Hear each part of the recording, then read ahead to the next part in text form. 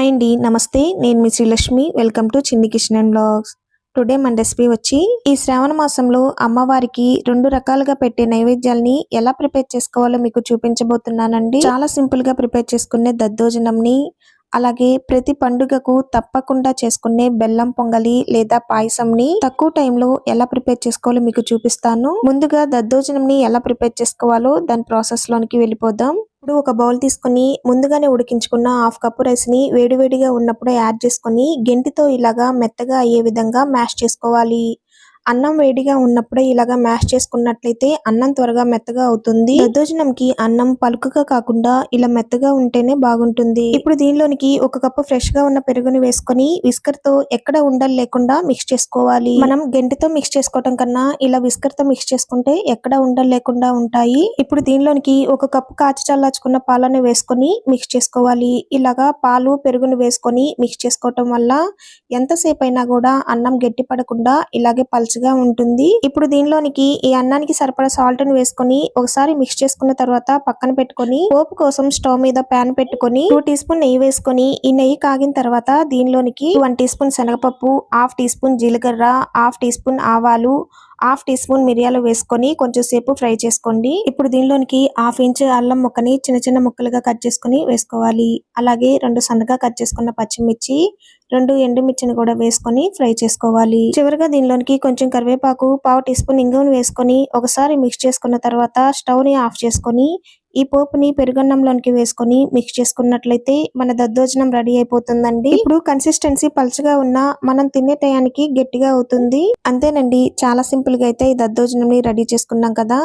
మరి మీకు ఈ రెసిపీ నచ్చినట్లయితే తప్పకుండా ట్రై చేయండి. ఇప్పుడు మన రెండో ప్రసాదం వచ్చి బెల్లం పొంగల్ని లేదా పాయసంని ఎలా ప్రిపేర్ చేసుకోవాలో దాని ప్రాసెస్ లోనికి వెళ్ళిపోదాం.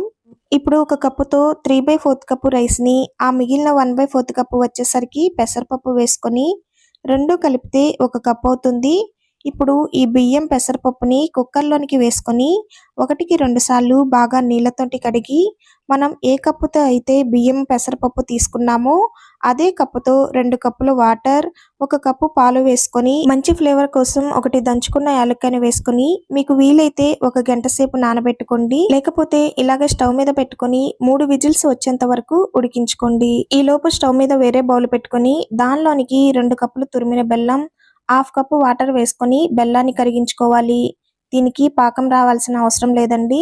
చూసారు కదా, ఇప్పుడు బెల్లం పూర్తిగా కరిగిపోయింది. ఇలా 2 నిమిషాలు వాటర్ ని మరిగించుకొని స్టవ్ ని ఆఫ్ చేసుకొని ఈ బెల్లం సిరప్ ని పూర్తిగా చల్లారనివ్వాలి. 3 విజిల్స్ తర్వాత కుక్కర్ లో ఉన్న ప్రెజర్ పోయిన తర్వాత మూత తీసుకొని ఒకసారి మిక్స్ చేసుకున్న తర్వాత 2 కప్పులు వేడివేడిగా ఉన్న పాలను పోసుకొని మిక్స్ చేసుకోవాలి. ఇలా మిక్స్ చేసుకున్న తర్వాత మరో 1/2 కప్పు పాలను వేసుకొని ఒకసారి మిక్స్ చేసుకోవాలి. ఒక్కసారి పాలను యాడ్ చేసుకోవటం కన్నా ఇలాగ చూసుకొని అడ్జస్ట్ చేసుకున్నట్లయితే పాలు మనకు ఎంత సరిపోతాయో తెలుస్తుందండి. నాకైతే ఇక్కడ 2.5 కప్పుల పాలు పర్ఫెక్ట్ గా సరిపోయాయి. ఇప్పుడు ఈ కుక్కర్ ని స్టవ్ మీద పెట్టుకొని మూత పెట్టి దగ్గరగా అయ్యేంత వరకు ఉడికించుకోవాలి. దగ్గరగా అంటే మరీ దగ్గరగా అయ్యేంత వరకు కాకుండా ఈ విధంగా ఉడికించుకోండి. ఇప్పుడు స్టవ్ ని ఆఫ్ చేసుకొని మనం కరిగించుకున్న బెల్లం సిరప్ ని ఇలా స్టెయినర్ లోనికి వడగట్టుకోవాలి. ఇలా వడగట్టుకున్నట్లయితే డస్ట్ పార్టికల్స్ ఏమన్నా ఉన్నా కూడా సెపరేట్ అయిపోతాయి. బెల్లం సిరప్ ని పోసుకునేటప్పుడు స్టవ్ ని ఆఫ్ చేసి ఉండాలి. అలాగే బెల్లం సిరప్ కూడా పూర్తిగా ఆరి ఉండాలి.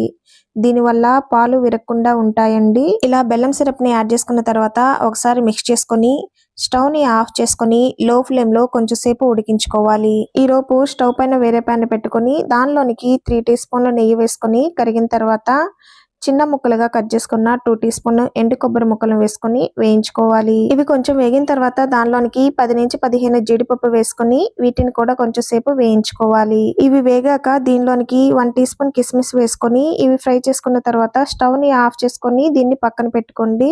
ఇప్పుడు పొంగల్ని కూడా మరీ ఎక్కువ దగ్గరగా ఉడికించకుండా కొంచెం పల్చగా ఉండే వరకు ఉడికించండి. చూసారు కదా, కన్సిస్టెన్సీ మరీ గట్టిగా కాకుండా మరీ పల్చగా కాకుండా ఉంది కదా. ఈ స్టేజ్ లో ఉన్నప్పుడు దీనిలోనికి మంచి ఫ్లేవర్ కోసం 1/2 టీ స్పూన్ యాలకుల పొడి, అలాగే మనం ఫ్రై చేసిన డ్రై ఫ్రూట్స్ ను వేసుకొని మిక్స్ చేసుకోండి. మనకి చూడటానికి కన్సిస్టెన్సీ ఇలాగ పల్చగా ఉన్న ఆరిపోయేసరికి గట్టిగా అవుతుందండి. ఈ స్టేజ్ లో ఉన్నప్పుడే స్టవ్ ని ఆఫ్ చేసుకున్నట్లయితే ఇది ఆరిపోయేసరికి పర్ఫెక్ట్ కన్సిస్టెన్సీలోనికి వస్తుంది. అంతేనండి, చాలా సింపుల్ గా ఈ పాయసంని లేదా బెల్లం పరమాన్నంని చాలా సింపుల్ గా ప్రిపేర్ చేసుకున్నాం కదా. మరి మీరు కూడా తప్పకుండా ట్రై చేసి ఎలా వచ్చిందో మీ అభిప్రాయాన్ని కామెంట్ రూపంలో తెలియచేయండి. మీకు ఈ రెసిపీ నచ్చినట్లయితే తప్పకుండా లైక్ చేసి మీ ఫ్రెండ్స్ అండ్ రిలేటివ్స్ కి షేర్ చేయండి. ఇలాంటి మరిన్ని ఇంట్రెస్టింగ్ రెసిపీస్ కోసం మన ఛానల్ ని సబ్స్క్రైబ్ చేసుకొని పక్కనే ఉన్న బెల్ ఐకాన్ని టచ్ చేసినట్లయితే నేను పెట్టే ప్రతి వీడియో నోటిఫికేషన్ ద్వారా మీ హోమ్ పేజ్ కి వస్తుంది. మరి మరో కొత్త రెసిపీతో మళ్ళీ కలుద్దాం. Thanks for watching.